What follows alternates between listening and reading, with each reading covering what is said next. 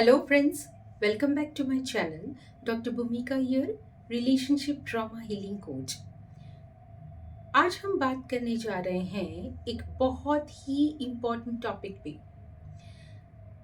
Narcissist आपके साथ अगर रह रहे हैं तो आप उनसे इमोशनली डिटैच नहीं हो पाते हैं। आप किसी के साथ क्यों हैं? इसलिए नहीं क्योंकि आप उनसे प्यार करते हैं, इसलिए क्योंकि उन्होंने आपका आइडेंटिटी, आपकी इमोशंस उसको कैप्चर किया हुआ है। सो जानते हैं आज की इस वीडियो में कि कैसे हम नार्सिसिस्ट से इमोशनली डिटैच हो सकते हैं। How to emotionally detach from a narcissist. Step number 1, acceptance, सच को समझना। एक्सेप्टेंस का मतलब ये नहीं होता है कि आप गिव अप कर दो। इसका मतलब ये होता है कि आप क्लियरली सोचना चालू करो। इसका मतलब ये होता है कि आप सच का सामना करो। अगर आप नार्सिसिस्ट के साथ हैं तो वो कभी भी आपको अप्रिशिएट नहीं करते हैं, और जब करते हैं तो वो पूरा ही ऐसे करते हैं जैसे कि आप दुनिया में सबसे ज़्यादा इम्पोर्टेंट हो। लेकिन जब आप खुद को एक्सप्रेस करते हो तो वो कहते हैं कि आप ओवर रिएक्ट कर रहे हो, ऐसा तो कुछ भी नहीं था। सो आपकी इमोशंस की वहाँ पे कोई वैल्यू नहीं होती है। जब आप उन पे फोकस करते हो तो वो खुद पे फोकस करते हैं। सो अंडरस्टैंड वन थिंग कि आप खुद पे फोकस करना चालू करें। आप एप्रिसिएशन के लिए उनके पास ना जाएं, और कुछ भी ऐसा कोई भी बिलीफ जो उन्होंने दिया है उसे अपनी आइडेंटिटी ना बनाएं। सो पहली चीज आप ये करेंगे कि खुद को ही ये बोलेंगे कि yes, I am awesome and I am enough. I am complete within myself. So, ये हीलिंग की आपकी पहली शुरुआत होती है। Step number 2, emotional boundaries create करना। ड्रामा का हिस्सा नहीं बनना। यहाँ पे आप क्या करेंगे? उनके मैसेजेस का तुरंत ही आप जवाब नहीं देंगे। तुरंत ही आप अवेलेबल नहीं हो जाएंगे कि हाँ यस यस, हम सब भूल गए जो भी हुआ था, राइट नाउ ही और शी नीड्स मी, और आप तुरंत चले जाते हो दौड़ के। आप वो चीज नहीं करेंगे, ठीक है। सेकेंड थिंग, आप उनके कोई भी चीजों में आर्ग्यूमेंट नहीं करेंगे। Narcissist are very good in arguing, so never argue.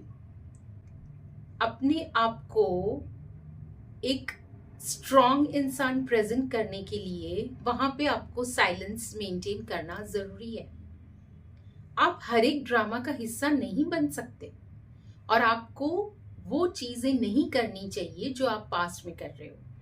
आप ड्रामा नहीं करेंगे। आप उन्होंने जो जाल बिछाया है उसके अंदर आप स्टेप नहीं करेंगे, क्योंकि वो चाहते हैं कि आप कुछ ना कुछ इश्यू को बड़ा करो। जब वो एक छोटी सी चीज को बड़ा कर देते हैं तो वो चाहते हैं कि आप उसमें पार्टिसिपेट करो, लेकिन आप वहां पे अब पार्टिसिपेट नहीं करेंगे। आप वहां से पीछे हट जाएंगे और शांत रहेंगे। इमोशनल बाउंड्रीज के सिवा आप उनसे ये स्टेप में कभी जीत नहीं सकते। आप आर्ग्यूमेंट में जीत नहीं सकते, आप ड्रामा में जीत नहीं सकते। वो खुद को विक्टिम फील करते हैं, और फिर आपको ये जताया जाता है कि आपकी ही गलती है, और आप फिर से उसी लूप में चले जाते हैं, और गलती उनकी हो लेकिन सॉरी आप बोलते हो। यहाँ पे आपको खुद को इमोशनली डिटैच करने के लिए एक बाउंड्री सेट करनी पड़ेगी, जहां पे आपको क्लियर रहना होगा कि आपको कौन सी चीज से दिक्कत है और कौन सी चीज आपको अच्छी नहीं लग रही है। आपको क्लियरली वहां पे उनको ये बताना होगा। Step number 3, अनहुक your mind. Confusion को दूर करो। कभी वो अफेक्शन देते हैं, कभी वो गुस्सा करते हैं, तो this keeps you in that loop continuously. आप कंफ्यूजन में रहते हो कि कहीं आप ही गलत नहीं हो। नहीं, उस वक्त तो उन्होंने अच्छे से बिहेव किया था, इसका मतलब मेरी ही गलती होगी कहीं। सो ये आप हमेशा करते रहते हो। जब चीजें बिगड़ जाती है तब आप ये सोचते हो I can fix this, I try once more, और फिर आप उसी पैटर्न में वापस चले जाते हो। नार्सिसिस्ट अटेंशन तब देते हैं जब उनको आपकी जरूरत होती है। सोसाइटी के सामने उनको अपना इमेज बनाना होता है, या फिर कहीं पर जाकर ये जताना होता है कि yes I am a happy family man और वुमेन। वो रिस्पॉन्सिबिलिटी आप पर डालकर खुद फ्री हो जाते हैं, इसीलिए वो आपको कुछ ऐसा ला के देंगे कि आपको लगेगा नहीं, this is the person who loves me. For example, वो आपको ड्राइविंग सिखा देंगे ताकि आपको लगे कि यस ये तो बहुत ही ओपन माइंडेड पर्सन है, ऐसा कुछ भी नहीं है उनके दिमाग में। लेकिन then the responsibility is your. आप जहां जा रहे हो अकेले ट्रैवल करो, जो कर रहे हो अकेले करते रहो, एंड देन उसी में वो आपको फंसा देते हैं और फिर बोलते हैं कि मैंने तुम्हारे लिए ये किया, it is your responsibility to handle everything, अब मैं नहीं जानता। सो वो आपको खुद के लिए यूज करते हैं। और अगर आप भी कंफ्यूजन में हैं तो मुझे ये कमेंट में जरूर बताइए। इसीलिए आपको इस कंफ्यूजन से बाहर आना होगा। आपको खुद को ये क्लैरिटी देनी होगी कि ये प्यार नहीं है, और तभी आप उनके कंट्रोल से बाहर आ सकेंगे। Step number 4, understand the trauma bond. उनको फिक्स करने की कोशिश बंद करें। ट्रॉमा बॉन्ड का ट्रैप क्या होता है?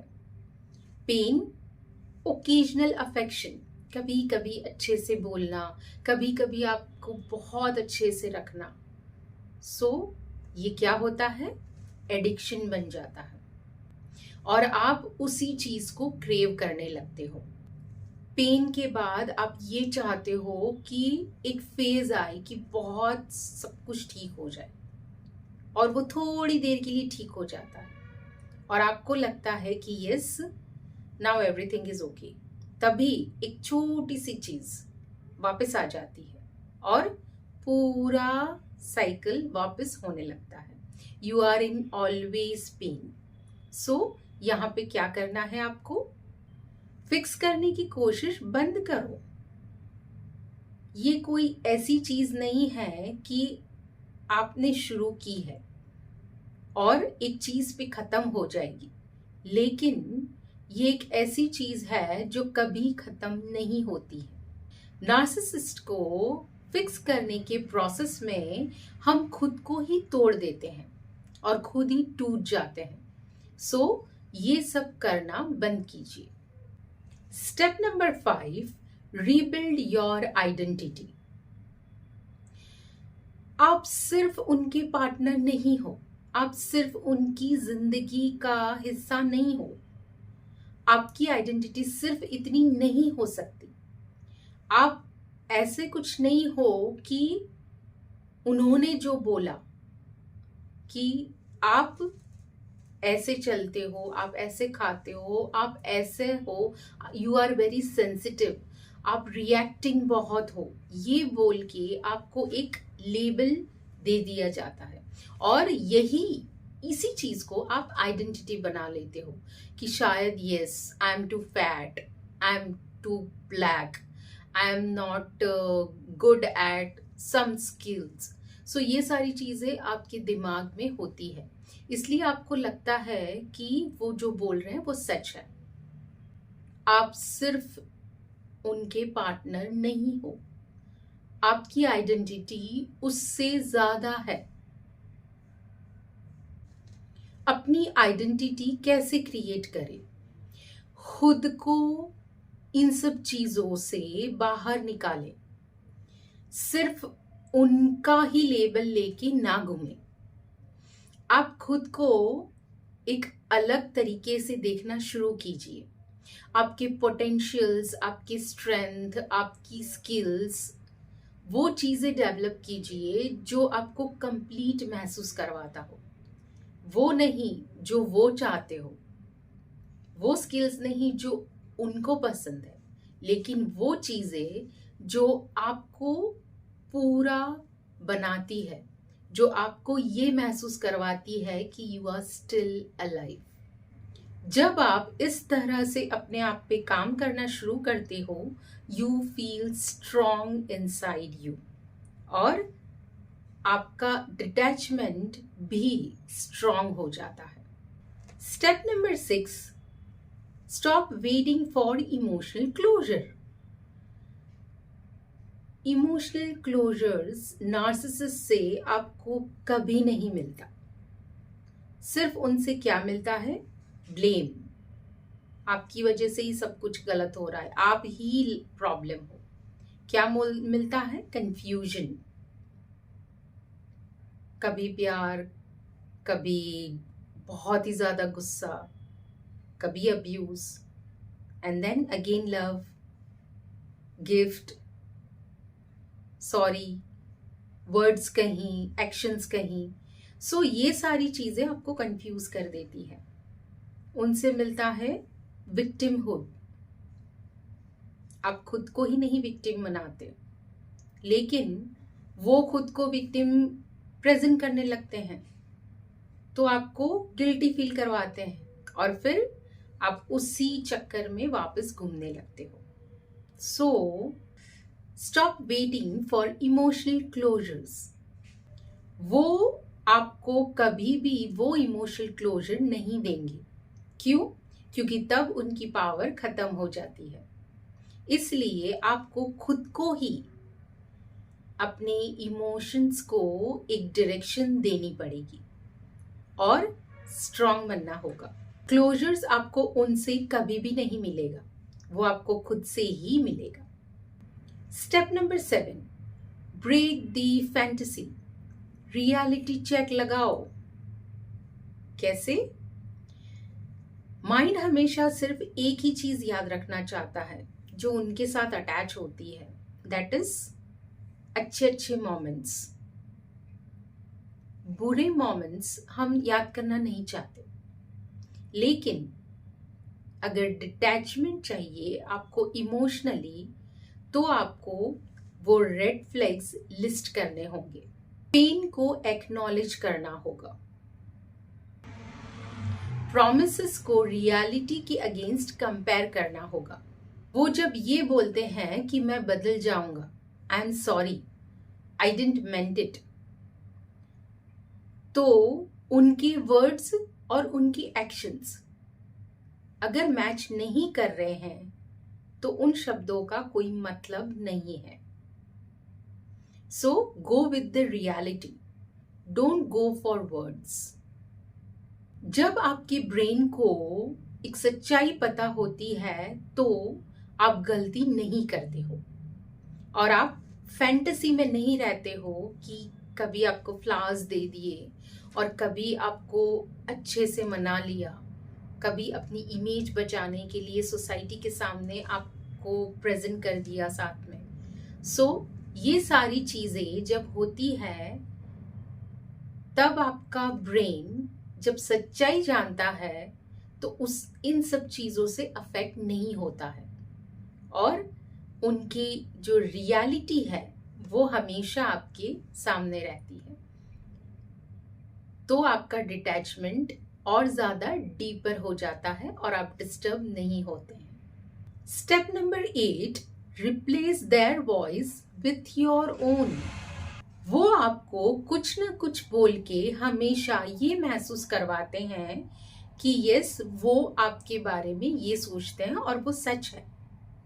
फॉर एग्जाम्पल, वो आपको बोलते हैं यू आर टू फैट और you are black, you are not attractive. वो आपको बोलते हैं कि आपको मेरे अलावा और कोई नहीं मिलेगा, मैं ही आपके साथ जिंदगी गुजार सकता हूँ और कोई नहीं। लेकिन यहाँ पे आपको खुद का वॉइस क्रिएट करना पड़ेगा। उनका वॉइस दिमाग में से निकाल दीजिए और आप खुद को क्या बोलेंगे? आई एम वर्दी, आई एम इनफ। इन सब चीज़ों से आप खुद का पोटेंशियल वापस लीजिए, खुद की स्ट्रेंथ वापस लीजिए और खुद को हर रोज एक चीज समझाइए कि आपकी जो भी आइडेंटिटी है या जो भी आपका लुक्स है, आपकी स्किल्स है या आपका बोलना चलना खाना पीना जो भी है, जिनके लिए भी उन्होंने आपको ये बोला है कि यू आर नॉट परफेक्ट, वो सारी चीजें आप दिमाग में से निकालिए और खुद को अपनी आवाज दीजिए कि yes, I am the best, I am enough, I am worthy. So जब आप ये बोलते हैं खुद को तो आप उनसे डिटैच हो रहे होते हैं और ये आपके लिए बहुत ज्यादा जरूरी है। जब आप चीजों को खुद की आवाज देते हैं तो उनकी आवाज फेड हो जाती है।